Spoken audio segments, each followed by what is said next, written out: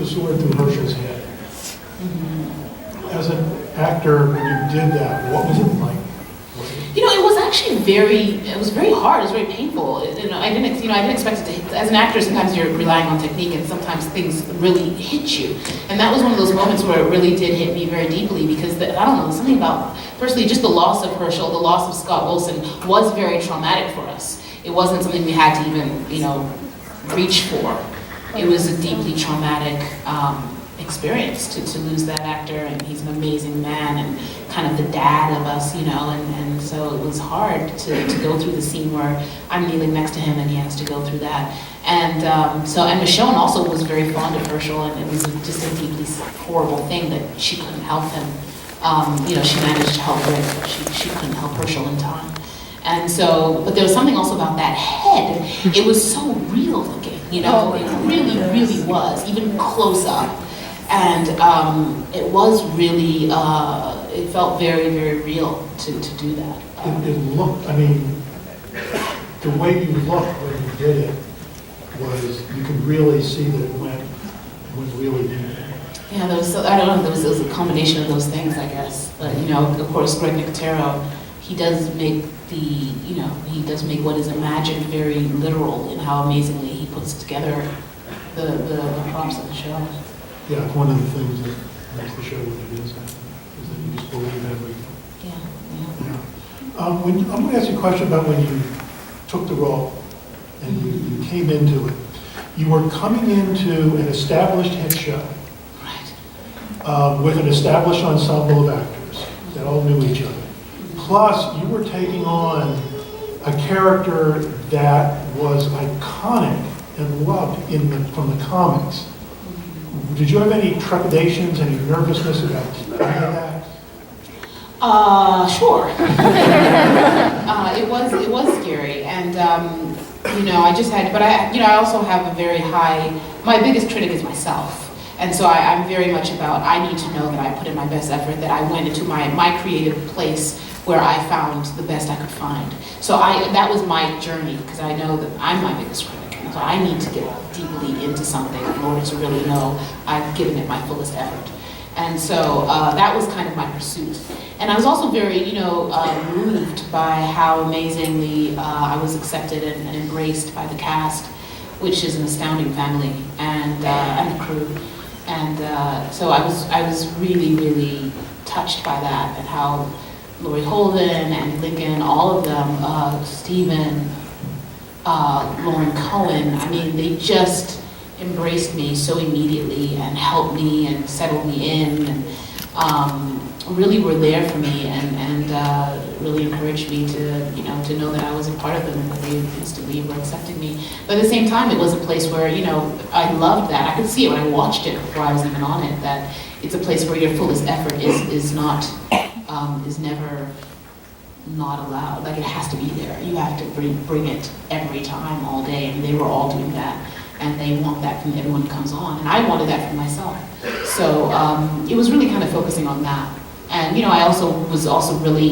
I really wanted to do Goodbye Kirkman. I think he created an amazing character, and there was a debate on whether or not Michonne should have hair, and just go with my hair or go with the wig, and when I heard that Kirkman wanted it, I said, we're doing it. I want to do it then, because there's just something so, even as a playwright, when someone has created something, you want to give them what they've created. And I really respect what he put on the page, and how he came up with her. I have no idea fully. It's an amazing character he came up with. So I really wanted to do what he envisioned. And I really think that it was a good idea to actually make her very different from me, visually even. To put her on every day. It did something to me, actually, to put on her shoes and her hair. And it's like, that's not me. It really was. She moves and walks and stands differently than you do. Yeah, and putting on those shoes, I don't wear those. I won't wear shoes like that. I'd probably find some cute little pump in the the first day I put on. Exactly. But the first day I put on her shoes, something did shift in me. It was very interesting. But yeah, there's just something about her that is, when you take it off the page and put it on, it is very palpable, which is a testament to how Kirkman crafted her. What kind of physical training did you have to do beforehand, and do you keep doing physical training for Michonne with the sword? Well, I have to keep doing it because they keep coming up with new things for me to do. I mean, last year they were like, okay, now you ride a horse with a sword. And I'm like, what? And you have to be really good riding. You got to gallop. Okay. But I loved learning how to ride a horse, so that was really fun.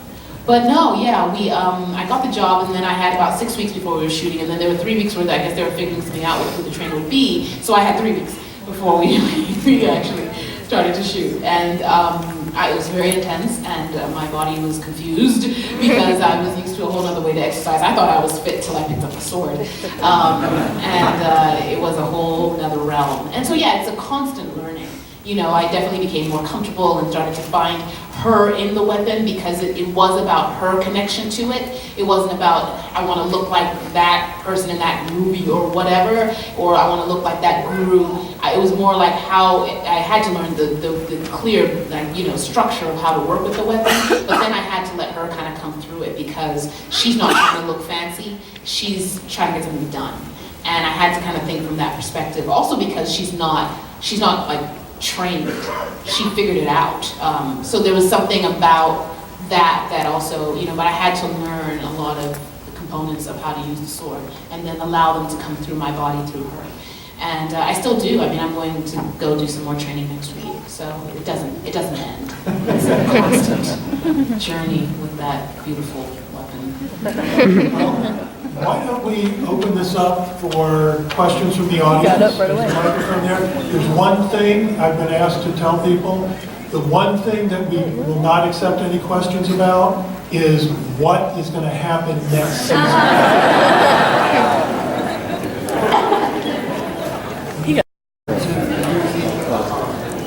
Digital effects, how do you handle and using the digital effects towards like how much effort did you have to practice to make it look like it was actually stabbing somebody or slicing through them?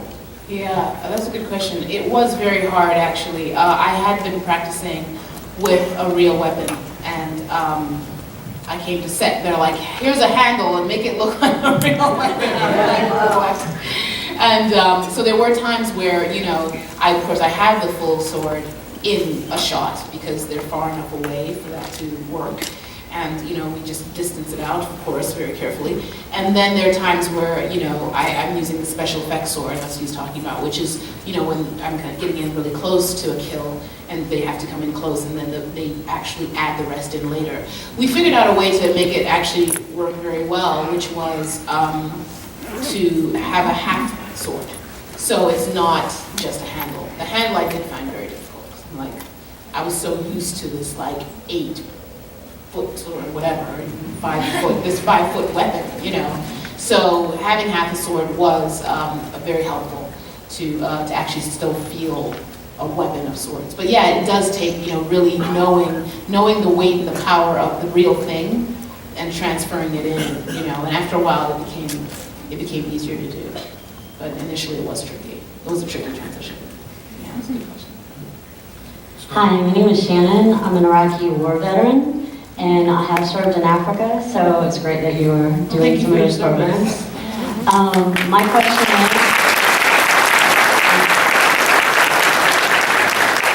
question is, as the show does have a very visceral feel of military, like you said, it does feel like a war zone, and I have PTSD, and I definitely saw that with your character. Do you guys have military advisors or like some of the people who do your choreography with some of that type of background? Because it seems like you have a little bit of that.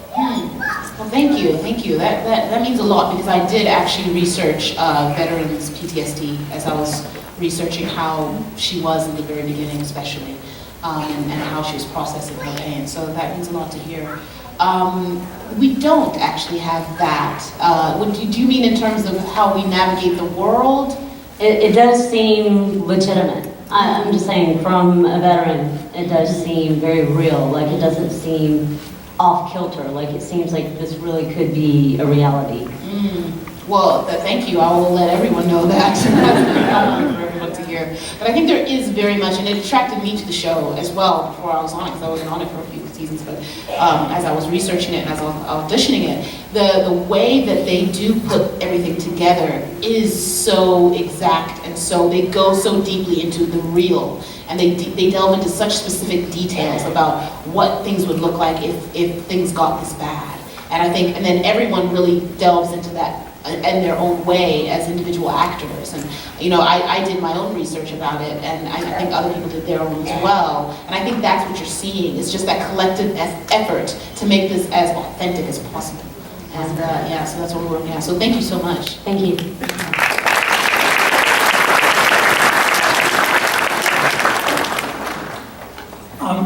In the early 50s, because of the fear of the atomic bomb, there was a lot of like monster movies like Godzilla and so forth, which directly related to that. And now after 9/11, you know, I mean, it's similar. You have all these zombie and, excuse me, and vampire movies, but to deal with the fears, really, that we can vicariously live through these movies. But I just wonder why specifically vampires or zombies? Wait, don't go away yet. I don't get what you mean. I didn't get it either. We're living in a time of anxiety. Yes. And, Oh, you say why vampires or zombies, not why- versus zombies, but why are they so popular now? Got it. I mean, there could be other Twilight. ways of dealing with these horrors. Right. Why these two? I don't know. I mean, maybe we should all have a chat about that. I mean, I think that there is something very, when I was doing a play reading of Familiar, and these ladies who are like Tony Award winning, you know, actresses, you know, who are like in their 50s and 60s are in love with The Walking Dead, which I found so fascinating. But I was like, so what's the draw for you? It's like about zombie bands, you know. And they were just like, well, you know, it's about that thing where, you know, the bottom fell out. The bottom fell out of this country recently, you know, and not entirely, but to some extent, a lot of people felt the bottom fall out of what they thought was stable. And there was something about that she said that it's a metaphor for so many things. And that's what my father was like a chemistry professor says, you know, he's not like a young person running around loving on zombies in some, you know, fun way. He's, you know, an older man who's like an intellectual, but there's something to him also about the idea of how dire things can get for human beings and who we become as a result of that. Because we don't know, none of us really know who we become if the world got as bad as it is in The Walking Dead or as bad as it is in severe war zones. And so there is something about saying, I've heard a lot of people in their, you know, who are 40s, 50s, 60s, they're like, I wonder, who would I be? Who would I be? You know, and I think there's something about that, the idea of that. And then the pain, I think the beauty of The Walking Dead at least, is that there's, like when I watched the pilot, and I saw like the bicycle girl zombie, you know, like there's something about how Nicotero does the zombies and how he has them portray themselves, which is so visceral. It's like you're seeing a lost life. You're seeing such a deep sorrow and tragedy and pain. It's not just this like thing. And that is also, I think, something that's very, it just attracts people because it's really going into that dark place. Like when I think of the TV show 6 Feet Under, it would be these sort of shows that go into those places that are real and human, but we tend to avoid. What I find fascinating is that The Walking Dead doesn't avoid them, and people watch the show a lot, you know? And so I think it's all that involved. I don't know anything about the vampires. I don't know the vampires.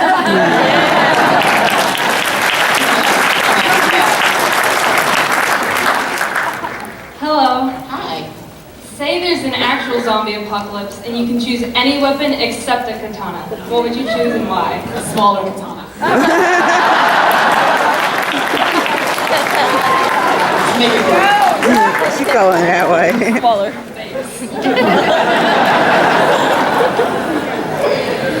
I'm serious, like that's what I go for. Does it count?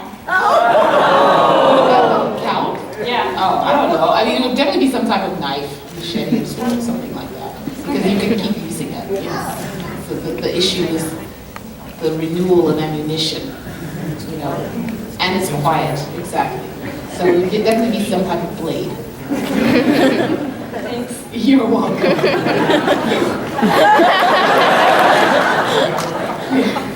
Hey, Hi. I just want to thank you for spending time with us here at Awesome Con this weekend. And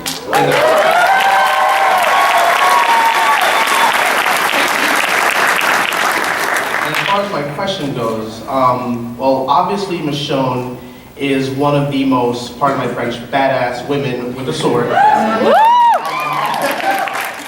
So I want to get your opinion on who would win in a fight, Michonne or the bride, aka Beatrice Kiddo from Kill Bill.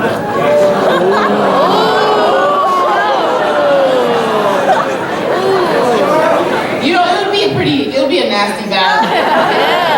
I think we both have like the motherhood gene of just like, I'll take you apart, you know? Yeah, definitely. Yeah, it would be nasty. That's all I can say. I think either one of them would go down too easy. But, well, yeah, they both, I don't have hair, but Michonne has hair. Damn it. You know, Michonne has hair.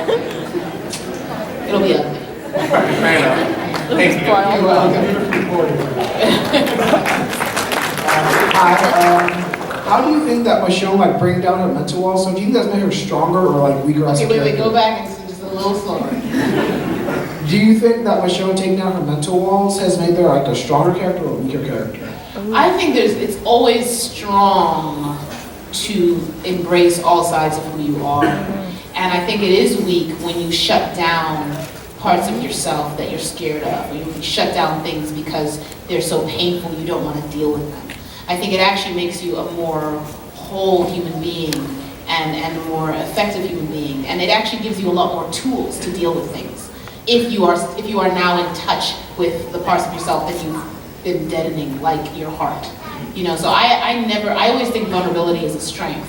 And we sometimes look at it as a weakness, but it's a strength. There's a lot of strength, a lot of power, a lot of ways you can actually affect people and situations if you are able to be empathetic and sympathetic and know how to relate to people beyond just rage or aggression.